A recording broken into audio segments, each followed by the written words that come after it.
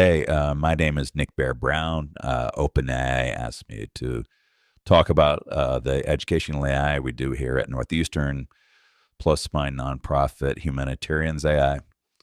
I'm a professor of engineering at Northeastern. What OpenAI asked me to talk about is what we teach, but we have hundreds of AI projects. So I'm just going to do a show and tell for a couple, not hundreds. But this is why I made this web page here. I'm going to quickly go over what we built, mostly just show and tell. For the how we built it, I made this web page here.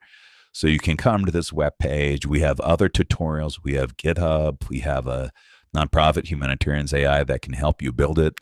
But this focuses on what we build. We build a lot of things, and we do it by doing it with AI. You basically build it and see what happens. So we're going to talk about some agentic AI systems we built. We're going to talk a little bit about an AI fluency framework called BotSpeak that we have. We're going to talk about some things we've done for Northeastern, just a hodgepodge of educational tools that we built. We have a wonderful project called Lyrical Literacy, which is using AI to create songs for people who learn in different ways because everybody's brain is different. We have a lot of people just building things for good causes because you learn by doing. So we'll talk a little bit about that.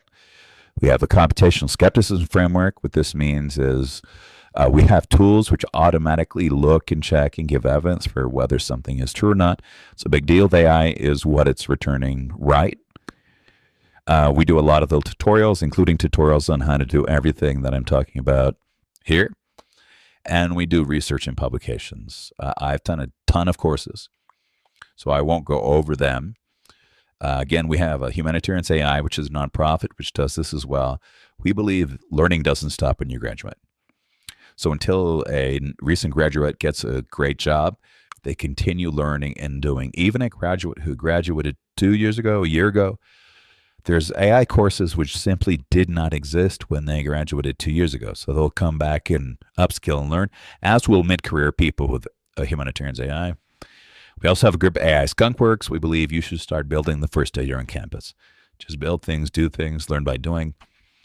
And I've won a bunch of awards on this, so let's get going. I'm just going to do a show and tell, show some of our projects.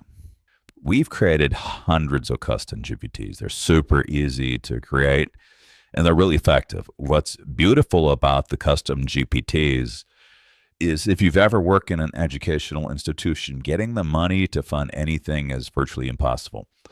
It can take you a year to just get a little bit of money to fund something. But with the custom GPTs, all you have to do is create them. If one person has a GPT Plus account, they can create a custom GPT for hundreds of students in the class. So it takes the custom GPTs are super simple to make. Basically, you give it prompts. And for all of these GPTs here, we put all of the actual exact prompts that we use. So these are the prompts using Ada. So this is Ada, an introductory calculus bot that's used by Abby Williams in her class.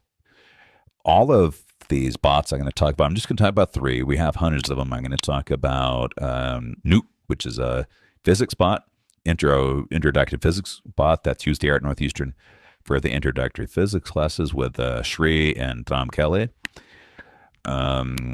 Grace, which is for my Coursera algorithms course. After using Grace in my Coursera algorithms course, I just don't have people come to office hours anymore.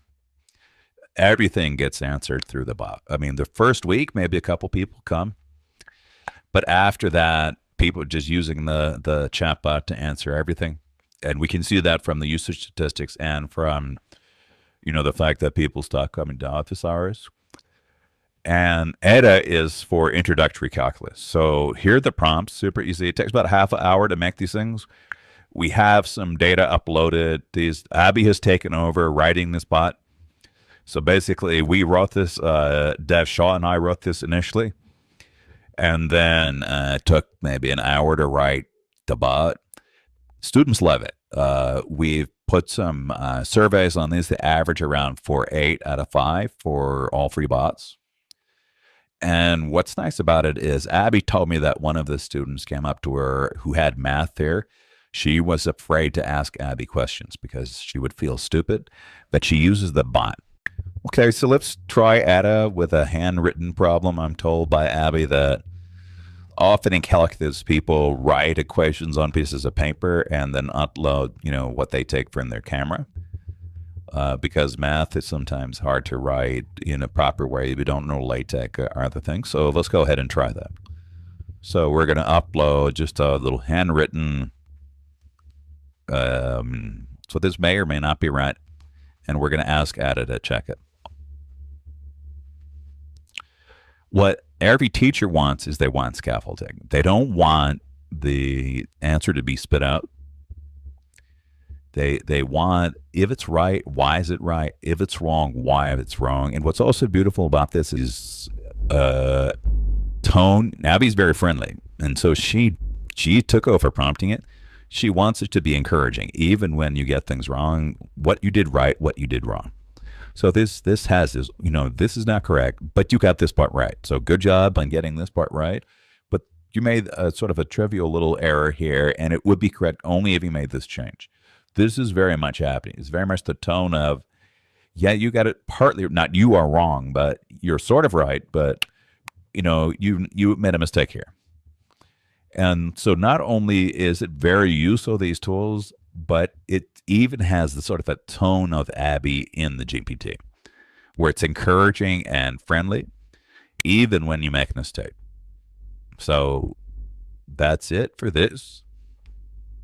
And we'll go on to the next show and tell. More show and tell. We use language models to write first drafts of books. This is an extensive book. This is working with Shri and Evan. And Shri is a distinguished professor of physics here at nanomedicine at Northeastern. And for his CanCure program teaches cancer medicine and nanomedicine to people all around the world, even very sort of places where it's really hard to access books and things like that.